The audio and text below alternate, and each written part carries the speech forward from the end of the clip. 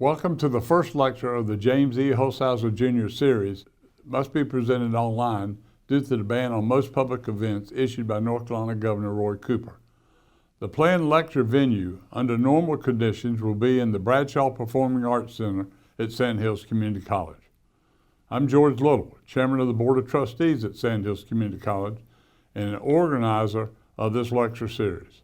I served in the administration of the late Governor Jim Holshouser and saw firsthand the impact his far-sighted state leadership made in changing North Carolina lifestyle. Jim was a remarkable man. Online lectures will be produced and posted on this site until the ban on public gatherings is lifted by the North Carolina Governor. All of us working on this project are looking forward to in-person programs planned to bring nationally known experts to Moore County for a live dialogue. The entire lecture team cannot wait to occupy the beautiful BPAC Theater facilities and to present Moore County residents an opportunity to hear policymakers in person. Today's subject matter is very timely since worldwide social and business activity is restricted by political leadership to slow an intercontinental spread of a highly contagious strain of influenza identified as COVID-19. The virus is said to have originated in a research facility in communist China. We are fortunate to have a local expert in the science of infectious disease. Nixon, Nick Ellis of Southern Pines boasts a proven track record in the field of antiviral drugs. Dr. Ellis holds a PhD in microbiology from the University of Georgia, where he served as a research assistant at the same time in earning an MBA at the Keenan-Flagler School of Business. His remarkable international career includes a proven track record in the discovery and development of antiviral drugs before transitioning into startup activities of smaller biotech companies with drug development capabilities. His responsibilities at the research-oriented drug firms included venture financing management, structure organization policy, business development, manufacturing strategy, and exit policy. Dr. Ellis has been studying the events surrounding the spread of COVID-19 and will continue to monitor events around the globe. He anticipates posting updates to this website as activities move forward. Good afternoon and welcome to the first lecture in the James E. Holshouser Lecture Series. I want to thank Walter Bull for giving me the opportunity to be the lead-off speaker in this important series. I want to thank the staff at the Bradshaw Performing Arts Center for helping us put together this lecture and the presentation today. I want to thank George for his kind introduction, give you a little bit more of my background. I spent most of my professional career in the pharmaceutical industry, specifically at a company called Burroughs Wellcome.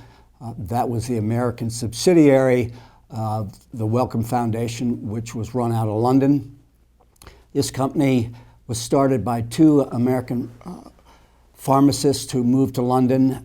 They started the company in 1886. One of them died, Silas Burroughs, in 1916. Henry Wellcome continued to run the company. When he died in 1935, he left his equity interest in the Wellcome companies to the Wellcome Trust. So the company operated as a private company for many, many years. In 1986, the Wellcome Trust did a IPO. They sold 20% of the company to the public. In 1992, they sold another 20%, but they retained a controlling interest at 60%. And then shortly thereafter, Glaxo went to the Wellcome Trust and purchased Wellcome Trust's interest. So we became part of Glaxo for a while, and it was called Glaxo Wellcome. But the Wellcome Research Lab was a great place for scientists to work. They could publish. They had money coming from the company, not grants, and there were more Nobel laureates at the Wellcome Research Labs than there were in all the other big pharma companies combined. So it was a great place to work as a scientist. It's one of the few companies that had a department of antiviral chemotherapy, and they had that department since the 1950s. The group that I work with developed the first anti-herpes drug, acyclovir, and then shortly thereafter discovered AZT. So this is the first viral crisis that I've been on the sidelines for. For herpes and for AIDS, I was right in the thick of it the whole time. So today in this lecture, I've broken it into 4 different parts. The first part deals with just describing to you what a virus is, what we do with it in the lab, and how a virus is different from bacteria.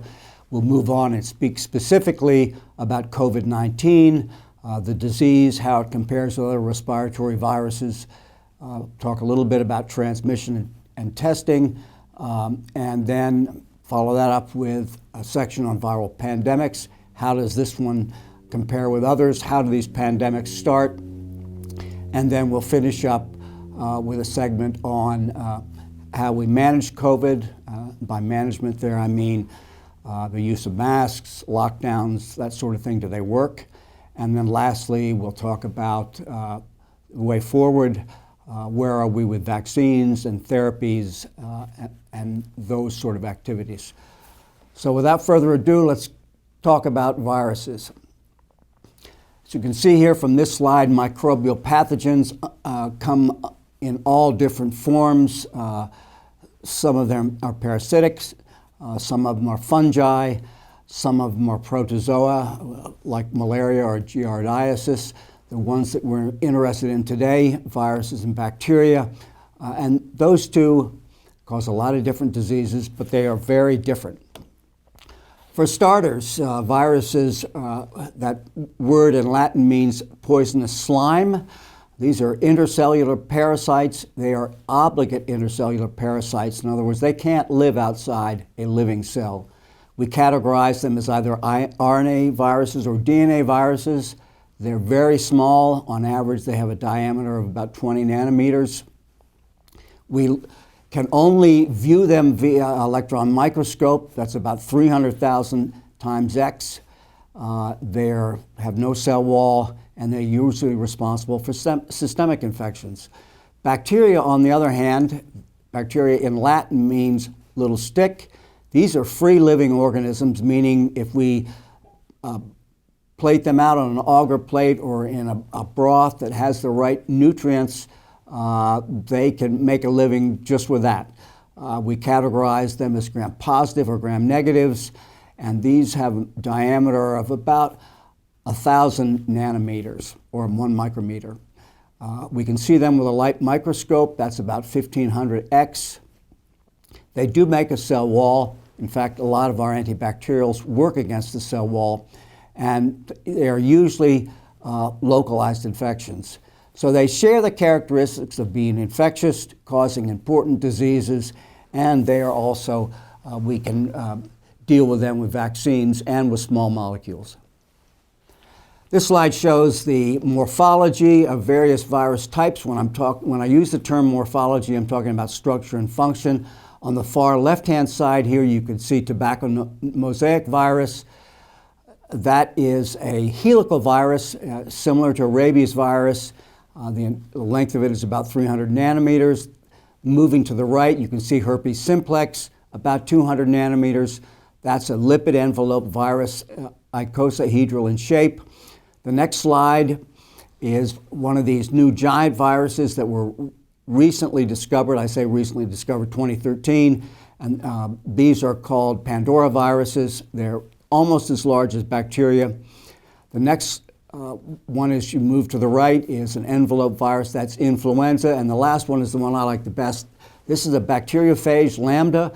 It almost looks like a little lunar module. It's about 200 nanometers in length, and it infects bacteria. So what does a virus do as an intracellular parasite? Well, the first challenge for the virus is that it has to get inside the cell. And this is mediated by receptors that the cell has on its surface, plus protein spikes the virus has on the outside of its capsid. The capsid is the outer layer of the virus. The whole spherical structure is called a virion. So if you will, imagine that the cell has a lock on the outside of the cell membrane or cell wall, and the virus has a proteinaceous spike, which we'll think of as a key.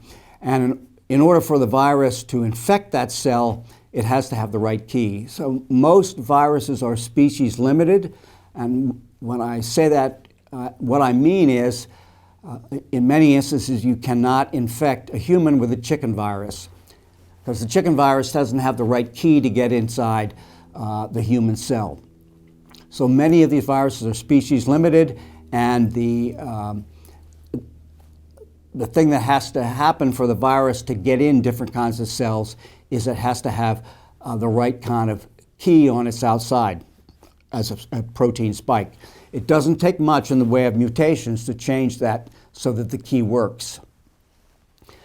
You're going to hear me refer to proteins a lot today. Proteins are polypeptides. These are the action molecules of the cell.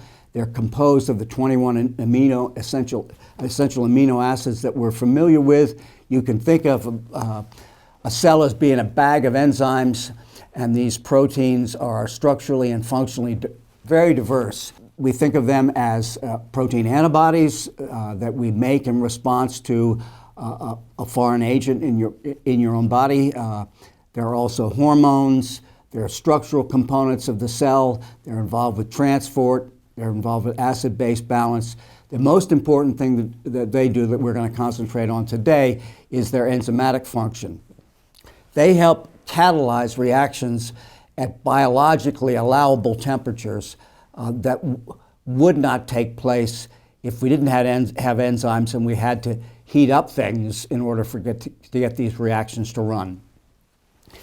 We said they're structurally and functionally diverse. Structurally, they can be have a single linear structure, almost like a line of pearls, if you can imagine that. And building that structure would be adding one amino acid at a time. They can have secondary structure where they fold back on one another, tertiary structure where you get linear pieces and then folded pieces, and then quaternary structure. Any change in a protein that alters the three-dimensional structure of the protein could be very significant in that it would impinge upon the function of that molecule. This is a photograph of Staphylococcus aureus plated out in Blood Agar. You can see those little bluish circles. Those are individual colonies of staph. This is a gram-positive bacteria. Once we stain it and we look at it through a light microscope, the cell wall of the staph picks up the crystal violet stain, so they stain purple, and they actually, under the light microscope, look like bunches of grapes. Now, with the virus, as I've said, it's an obligate intracellular parasite, so in order to grow the virus, we have to first grow cells. And what you're looking at here is flasks of cells with reddish growth media, and underneath the growth media, attached to the bottom of the flask, are a monolayer of cells that we have either gotten from a source like a chick embryo, or we have purchased a continuous cell line. So we can work with primary cells, which we get from live animals, or we can work with continuous cell lines, which we can purchase. Here's a person, a lab worker, underneath a hood. This is what one would call biosafety level 3, with not quite as much protective gear as you'll see later on. We're still worried about sterility because if we can grow the virus in growth media with these cells, obviously if we contaminate it with bacteria, we're going to grow them too. So we want to keep this whole thing sterile. Here's a laboratory worker looking through a light microscope at a petri dish. The purplish there is the growth media, and at the bottom of that petri dish she's looking at a monolayer of cells. So initially the cells are mixed with growth media, then they're plated out either into flasks or the petri dishes. The cells settle to the bottom of the petri dish, and then they grow across the bottom of the petri dish until they cover the entire petri dish. And once they feel themselves crowded together by contact inhibition, they stop growing. And this is what researchers there would see. These are spindle-shaped epithelial cells, looking at them through the light microscope. And you can see here, if they're healthy, they're sort of spindle-shaped. And on the right-hand corner there, you can see one refractile cell. That's a dead cell, and that's how they bubble up, balloon up as they die. This slide shows more tissue culture. These are chick embryo fibroblasts. And in the upper left-hand panel, you see uninfected cells. They look pretty healthy. If you go to panel C, right below that, you can see some rounded up cells. We score this as 4% CPE. CPE means cytopathic effect. That's the effect the virus has on these cells. With some viruses, we can't see the cytopathic effect. Others, we can. If you go to the next panel, 18% CPE, we can see more rounded up cells, and we can actually see gaps in the monolayer. If we go up further to the upper right-hand quadrant, you can see almost all the cells are ballooned, sort of exploded, and there are major gaps now in the monolayer where the cells have just died. This is a picture of a scanning electron microscope. This is not a low-budget item. I think to buy one now, you're talking about $1 million.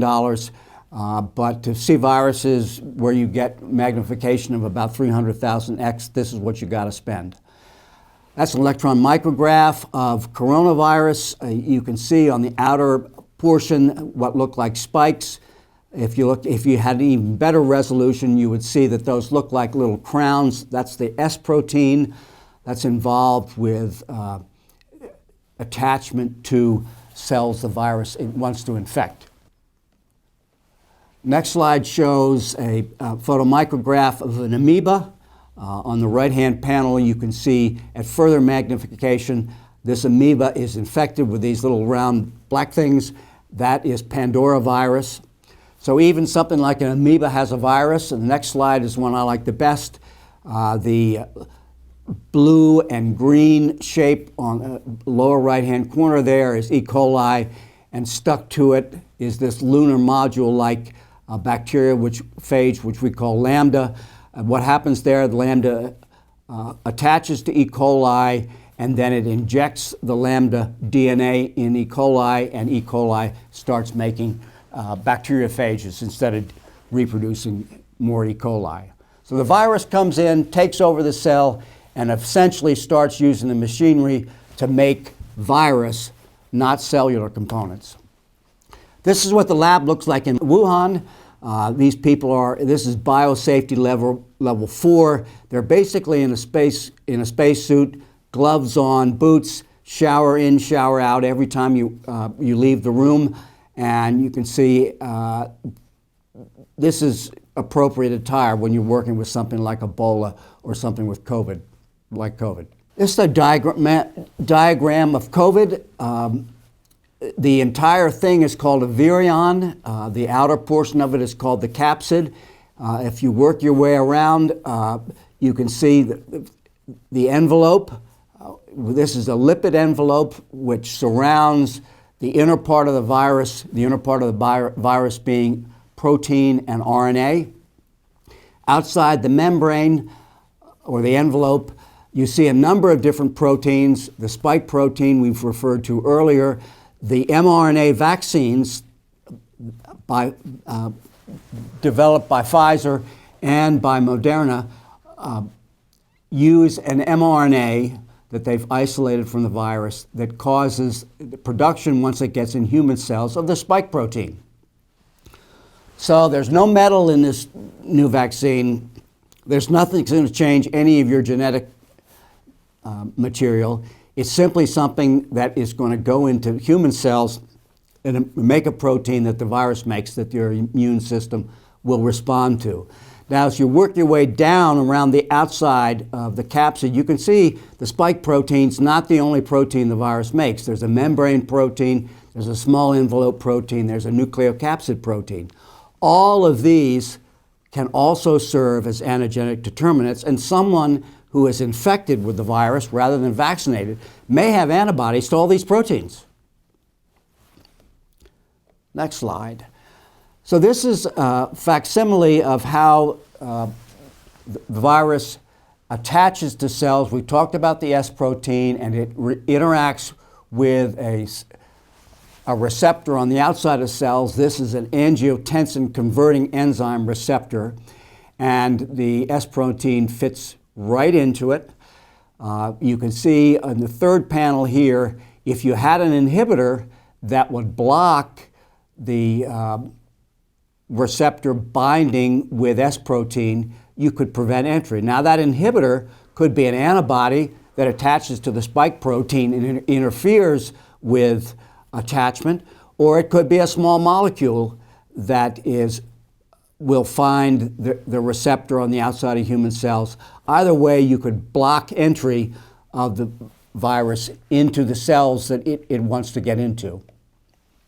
This is how that might look three-dimensionally. In red there you have the spike protein, and there in blue on the outer membrane of a human cell you have the ACE receptor.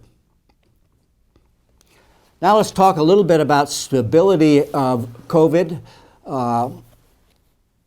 It really likes lower temperatures and lower humidity, and that plays out here by looking at the stability of the virus at various temperatures and at various relative humidities. You can see out at higher temperature, 35 degrees C is roughly 100 degrees. That out at those temperatures, or even once you get into 32 degrees C, you're still talking about something that has a half-life of less than 4 hours. Whereas if you get closer to room temperature, which would be 20 to 22 degrees C, and a relative humidity of 40 to 60 degrees, you're talking about a half-life of the virus that gets out to maybe 14 hours. Now let's talk a little bit about transmission. I think this is a reasonable diagram to discuss this. Let's talk a little bit about what the major route of transmission is, which is through droplets. These are usually greater than 5 micrometers.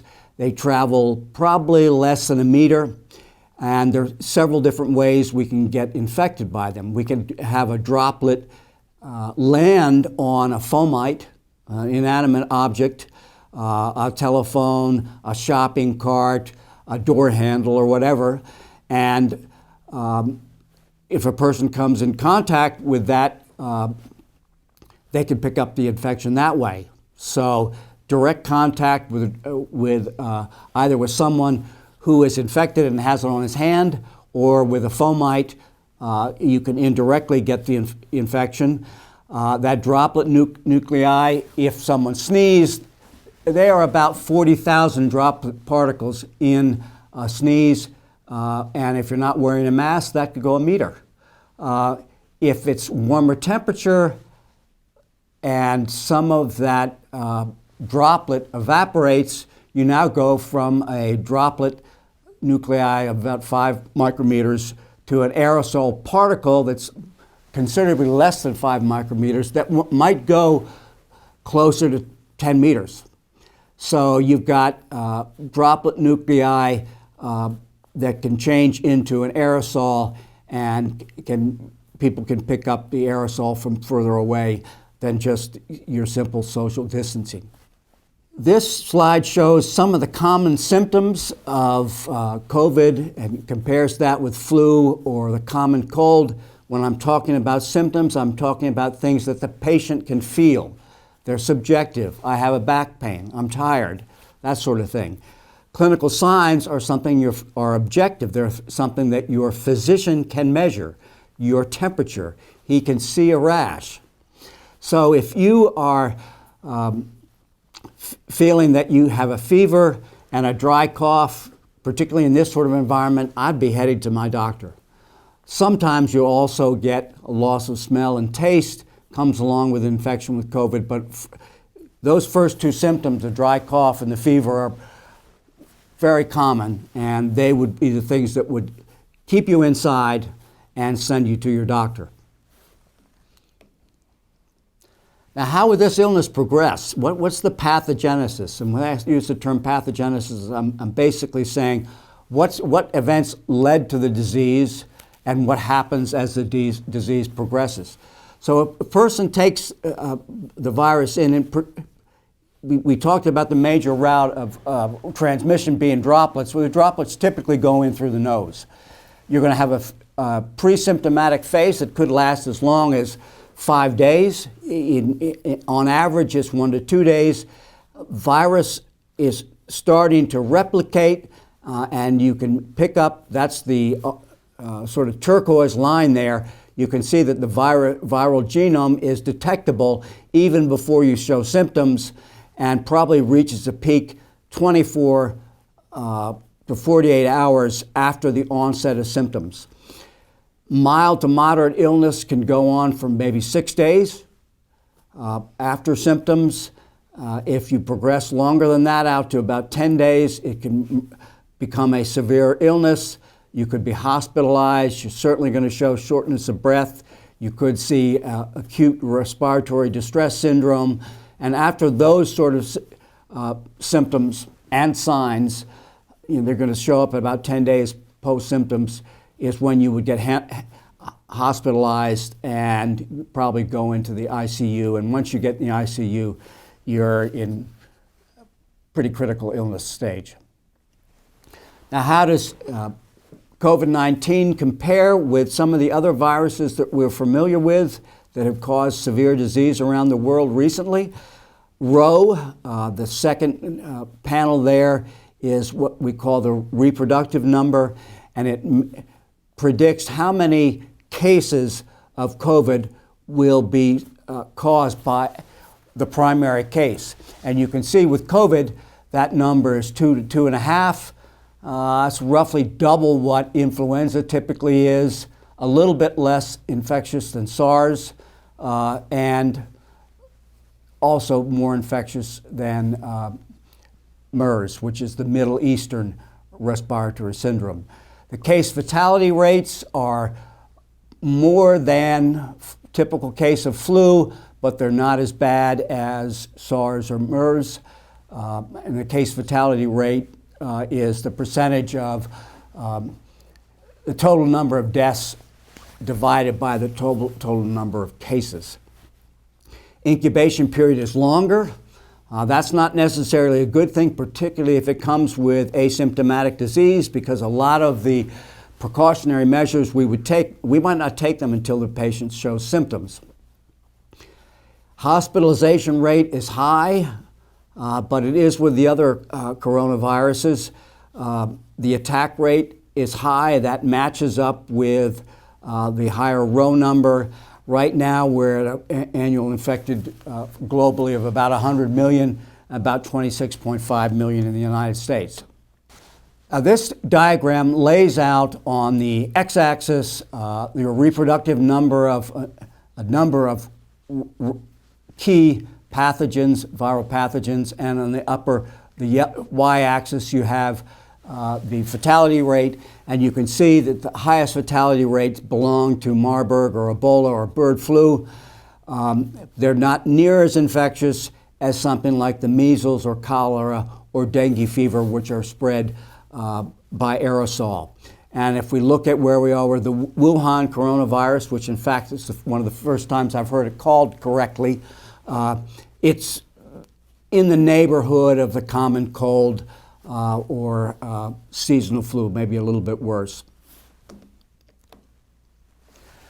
Severe COVID disease, what are the risk factors? Well, one of the big ones is age, but probably the most important one is obesity. 40% of U.S. adults are obese, and that makes you 113% more likely to be hospitalized, 74% more likely to be in the ICU, and 48% more likely to die. The comorbidities that are important risk factors are cardiovascular disease, diabetes, renal disease, or chronic obstructive pulmonary disease. All those are important comorbidities, as is lower levels of vitamin D. Now, I'm not going to bog you down with a lot of epidemiological terms. We've already talked about one, the reproductive number, and how COVID compares with flu. The other two numbers that you'll hear is the case fatality rate. That's the proportion of deaths among all confirmed cases, and right now the number for COVID is, I think, 1.68%. The infection fatality rate is a number that's a little bit harder to get at. It's the proportion of deaths among all infected individuals. And as our treatment gets better, we keep patients alive longer. They're going to be a bigger burden to the system because we're treating them better. That IFR rate tends to come down. I think the CDC has thought that a best case IFR was about 0.5, worst case is about 0.8. In developed countries, that number might be 0.8 to 1.0. In underdeveloped countries, that number could get to 5 or 6%. The case fatalities for COVID in 9 Western countries, that's from the beginning of the pandemic to now, are shown in this slide. You can see Italy still is, 12.7. UK is very high as well, 12.1. France at 10, Spain at 10. Sweden, which hasn't done anything really in terms of lockdowns, is about 8.7. The US is doing very well right now. The fatality rate that I've calculated is not 3.6, it's 1.68. So we're doing very well, particularly given, and I'll show you this later, that we have more cases than most of these countries. This shows cases versus death. I only put this up here to show you that if I were to calculate an infection fatality rate based upon this slide, you would see something going from about 5 or 6 to something that was less than 1. So you can see that the deaths are declining over time as we're getting better at not only identifying the patients diagnostically, but also keeping the higher risk patients protected, and we're getting better at treating patients. Cases by age, you see that the number of cases, the biggest proportion of those, and I'll give you more detailed numbers in a minute, are really between ages of 18 to 64. Deaths by age, you're seeing almost the inversion of that, more of the deaths congregating between age groups 65 through 85 plus. If you specifically look at these numbers, they're almost reversed. You have more cases in patients that are 18 to 64 in years and fewer deaths at 20% versus only 14% of cases in the age group 66 to 85, but 80% of the deaths. So it looks to us as if the younger age group is spreading COVID-19 to the higher risk population or has done so in the past, and that's the group that we need to protect. This gives you some more survival rates. Let's just cut to the chase here. For most of the survival rates that I've gotten that are actually more up to date than these, we're looking at 99.5 to 99.98% survival in patients that are less than 70 years old. This is telling us that most people under 65, even under 70, are going to be fine. We got to protect the most vulnerable, and the vaccine should go to those most vulnerable. If you're hospitalized, the mortality rates continue to decline. Right now, they're about 3.7%. If you're intubated, the mortality rates can jump up to 76%. Now, this is an interesting slide to me. It basically, in the blue, is tracking COVID deaths by age, and it's in the white, you're looking at deaths from internal causes in 2018. And they basically overlap, so they're not that different. So what's that telling us? To me, it tells me if you're in a certain age group, close to the end of your life, something's going to take you away. And COVID can take you just as easily as a common cold can. There's an old saying that pneumonia is an older man's best friend. It's sort of saying at the end of your life, it's one of the things that you can get to the exit with without too much trouble. And COVID can do the same thing. So these are the people we got to protect. Now, how do the numbers look worldwide right now? These are a couple days old, about 100 million cases, 2.2 million deaths. The United States still has the most cases with about 26.5 million cases and a little over 445,000 deaths. That's the top 5 are up there. Again, we talked earlier about where the U.S. is with the case fatality rate. Our case fatality rate ranks right up there with the top. You can see China's numbers. They say there are only 96,000 cases and only 4,700 deaths. I don't believe that, but we'll let that be for Dr. Fauci and his group to figure out what the real numbers are for China. So this slide shows where we are with coronavirus right now. This is close to up-to-date slide as I've been able to find. You can see how we have had almost a third spike since November 1st.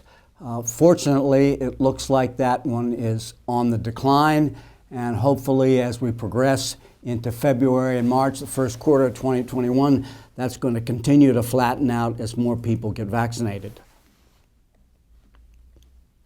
So let's switch gears now and talk about viral pandemics. Where do these things come from? How do they start? And are some things that we can do globally to get control of them? Viral evolution happens very quickly because viruses reproduce very quickly. In 24 hours, a virus can make 1 billion or 10 billion viral particles. So cold Darwinian logic, which is what drives natural selection, can codify something that really is a low probability event into strategy because viruses can reproduce at such numbers. In viral evolution, there's always this trade-off between transmission and virulence, and viruses usually evolve to become less virulent. It does them, from an evolutionary standpoint, doesn't do them any good to quickly kill off all their hosts. That's not a good survival strategy, whereas mutations that allow them to jump from one species to another are favorable. These are what we would call gain-of-function mutations, which allow them to species jump, and they are very positive for the virus in the long term. If it runs out of, if you have a chicken virus and there aren't any chickens around, and all of a sudden the virus can move into ducks or pigs or move from pigs to humans, obviously that's a good survival strategy. So survival would be enhanced by things that allow them to be transmitted more readily rather than things that make them more virulent. By that I mean causing more severe disease. Zoonoses are diseases that are transmitted from animals to humans. It's not surprising that most of our pathogens come from from animals, because we have so many animals. Zoonotic viruses make up less than 15% of all human pathogens, but 65% of the pathogens that have been discovered in humans since 1980 have come from animals. Most of these zoonotic viruses are RNA, and they're transmitted by, for the most part, by wild animals. And the viruses that come from these wild animals show increased host plasticity, and that fancy term basically means it's an advantage for the virus, as we've said, to be able to jump from different taxonomic orders, from different species of animals. Zoonotic diseases can come from a number of different sources. Wildlife hunting probably was the reason for Ebola and HIV. Somebody killed a bat or killed a monkey and ate it. Avian influenza can come from pigs and ducks. COVID, we think, came from bats. Influenza obviously can come from wildlife farming. And then lastly, these animal markets have been the source of avian influenza and SARS and COVID. In these Chinese wet markets, I've been kind of horrified at what they have in these wet markets. They have both wet markets for meat and they also have wet markets for fish. These are bats shown in this slide. In this slide, you see a typical wet market. You go in, I think you can pick out a dog that you want to eat, as horrifying as that might be, but these things are dressed, killed right in front of you, blood spattered all over the place. And I might add here that the wet market that's close to the Wuhan Virology Institute, in fact, is not a meat wet market. The Hunan wholesale market is a fish market. And this is the place where the first collection of cases for COVID came from, whether it would appear that somebody came in there that was already infected and passed it around, because I've not heard of COVID infecting fish. So let's talk about viral evolution a little bit more. We talked about the numbers. RNA viruses are much more error prone. Their error rate is about 1 in 10,000. If you were to do a simple mathematical example, let's say your mutation rate was 1 in a million or 10 to the minus 6, that would mean that if the virus reproduced and made 1 billion viral particles in 24 hours, with a mutation frequency of 1 in a million, that would mean in the new swarm of viruses, 1,000 of that new swarm would have that mutation. And that new swarm would make more viruses that would all have that mutation. So you can see how quickly something that gives the virus a selective advantage would translate into becoming a major component of the population. The mutations that are occurring in COVID-19, and we talked earlier about this trade-off between transmission and virulence, it would appear that COVID-19, this mutant G614, appears to be more transmissible. It's easier to pick up and has basically become the dominant strain found in the UK and in many places in the United States. Now, this mutation that has occurred has not occurred in the SARS protein, which would affect maybe virulence, but also attachment. It appears to have occurred in an amino acid that has something to do with transmission of the virus. And here you can see the G614 mutant has literally taken over in the UK since the start of 2020. Now we're looking at the fatality rates of major viral outbreaks in the last 50 years. We talked about Marburg being one of the ones you do not want to get. In the left-hand panel, you've got Hendra virus, nymphovirus, and Marburg, all at over 50%. And on the right-hand side, you're looking at SARS, COVID-19, and H1N1 at less than 10%. So it's nowhere near as some of these other as fatal as some of these other pandemics we've just seen. Management of COVID-19, what I'm talking about here is what can we do ourselves to reduce the transmission of the virus, because we know that in order for the virus to evolve, it has to replicate and be transmitted. So anything that we can do to cut down on that is going to be in our favor. And right now, the biggest thing we can do is the face mask, the social distancing, absolutely be anal about keeping your hands clean and keeping them away from your mouth, and use disinfectant as much as you can and travel as little as you can. You can see here on this slide in orange is the 2019-2020 influenza season, and you can see that if we're looking at the time frame across the bottom and number of people positive for influenza, that not only have reduced the number of positive specimens that typically occur by almost 10%, we've also reduced the length of the influenza period by about 6 weeks. So the things that we're doing for COVID prevention are obviously impacting the influenza, and that's a good sign. So let's transition to lockdowns. Do they work? I think the answer is it depends, and I think the answer is still under consideration. Things that are predictors of high caseloads are a country's preparedness and healthcare capacity, the scale of testing, how many tests they do. Obviously, if you are testing a lot and you're only testing very sick patients, you can play with the numbers, and obviously your numbers are going to look a lot worse. So population comorbidities are important. High per capita income is a predictor of higher caseloads. Sick people, poor people don't travel.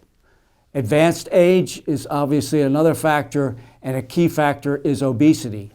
Lockdowns show better results in less populous countries, in countries that can strictly enforce the lockdown, and in countries with cooler climates. Many of the states in this country that have had longer lockdowns have actually had worse COVID outbreaks, and I'm including here New York, Michigan, New Jersey, Massachusetts, and DC. So often when we look at the results of lockdowns, heavy lockdowns were equivalent to light lockdowns. And when we look what happened over the summer in the United States when we started to open things up, lockdowns did not reduce the spread, and opening up did not increase the spread. And the other piece of this that's critical is that COVID at some point is going to end. The long-term effects of these lockdown measures are going to remain with us for some time. It's hard to predict when they're going to go away. Deaths per million of population, if you look on the right-hand side where you have countries that instituted extensive lockdowns, you'll see that the results weren't anywhere near as good as some of these countries that had limited lockdowns. I would say, though, in reviewing that data, that the countries with limited lockdowns were smaller countries and countries, in a couple instances, that had cooler temperatures. So what's the collateral damages from these lockdowns? We're hearing a lot about them. Physical health, obviously, economically, environmentally, the social health of children that are being kept from school, and mental health, people that are depressed about having lost their jobs. These are things that the collateral damage of lockdowns that we've really is necessary for us to assess the damage they cause and make sure that the problems associated with the lockdowns aren't worse than the problems associated with COVID. Let's now go into the part of the talk on treatment and vaccines. We're making good progress there. Operation Warp Speed started in February of 2020. $10 billion in government funding, the equivalent of the Manhattan Project for us in 2020. A historic partnering of public and private sectors, which I think has been very successful, and using decades of research plus a lot of new research. The objectives of Warp Speed include 10 million doses of vaccine for COVID with demonstrated safety and efficacy, getting the FDA to give emergency use authorization to allow these drugs or vaccines to be used prior to the FDA granting full approval. I think the FDA has granted about 100 EUAs so far, many of them for different diagnostic tests. They want to have the vaccine available in Q4 of 2020. We just missed that. I think it was most of the vaccinations have taken place January of 2021. but they want to have 300 million doses available by Q2 2021. I think right now we've given out 44 million doses, and we've used about 20 million doses of those. What the FDA has done, and what the Trump administration has helped the FDA do, is to compress the FDA cycle so that research can be done concurrently, not in sequence. And the FDA has restructured their submission and review priorities, so the vaccines and the drug for COVID have been brought to the top. Other programs from other sponsors have been moved back in line. The important thing that we've done, or they have done, is to front load drug manufacturing. Typically this is sequenced. You don't start making kilograms of clinical trial material until you know how that material works in animals. And you have to have a pretty good idea of the safety profile before you start investing in large-scale manufacturing. Because if the drug is toxic at higher doses, you're going to have to throw that away. On the top here, you see a typical timeline for an FDA review process that's done in sequence, which could take 10 to 15 years and cost over $1 billion. On the bottom panel, you see the process that's being used for review of the COVID drugs or vaccines. You're seeing a lot of these activities done concurrently, and we know that we've gotten emergency use approval for a number of things already, and they have been taking place in the last 12 to 18 months. With SARS-CoV-1, we're 17 years from that outbreak, and we still have no vaccine for it. With Ebola, it's taken 15 years. With HIV, it's been, 30 years? We have no vaccine yet. Polio, it took about 50 years. So when we look back at reviews times for vaccines, the ones that have made it into a review process, we're setting records with warp speed. Here's the list of the approved. When I say FDA approved, I mean emergency use approval. We've gotten the 2 vaccines that have received the approval. We've got the Regeneron antibody cocktail and the Lilly monoclonal, and then we have remdesivir for Gilead, and then convalescent plasma. So right now we've got several antibody approaches, a couple drugs, and a couple vaccines, and more on the way. Heard a lot about herd immunity. Basically, every pandemic gets to herd immunity at some point. We're hoping with a vaccine that we can increase or reduce the time it takes to get to herd immunity. And that simply means people are either vaccinated or infected so that the bug runs out of susceptible hosts to infect. Right now, the way one exits a pandemic is with no vaccine, sooner or later everybody gets infected, develops antibodies, and hopefully recovers. Now, if we introduce the vaccine so that people develop antibodies and a lot of people never get infected, what are we talking about in terms of the number of people? For the US, we're talking about 70–80% of the population, about 248 million people. As I said earlier, we've distributed about 42 million doses, and of that, 20.5 million doses have been administered. 17 million people have received 1 or more doses. 3 million people have received 2 doses. So with no vaccine, given the parameters of the current pandemic, we're looking at 55 months to get to herd immunity. With the vaccine, and assuming that only 39% of the population received the vaccine, we're talking about herd immunity in 19 months. Now, if we can convince half of the 43% of the U.S. population that are still vulnerable to take the vaccine, we could get to herd immunity by July of 2021. So let's just finish up saying a little bit about the vaccine. I have had the vaccine myself this past Saturday. I got the Moderna vaccine. I had a little soreness in my arm for 24 hours. They administered the dose in head of the biceps with a small gauge needle. I had a little swelling, a little soreness there for 24 hours, and that was it. And I go in for my second shot in 26th of February. It doesn't do anything to change my DNA. As we talked about earlier, the vaccine itself is so fragile that the lipid envelope of it's the piece of mRNA is enclosed in a lipid vesicle. Both of them are so fragile they have to be kept at very low temperatures. Once it's administered, that vesicle opens up and the mRNA is released. It gets into human cells, finds its way to the endoplasmic reticulum where proteins are made, and it makes the S protein.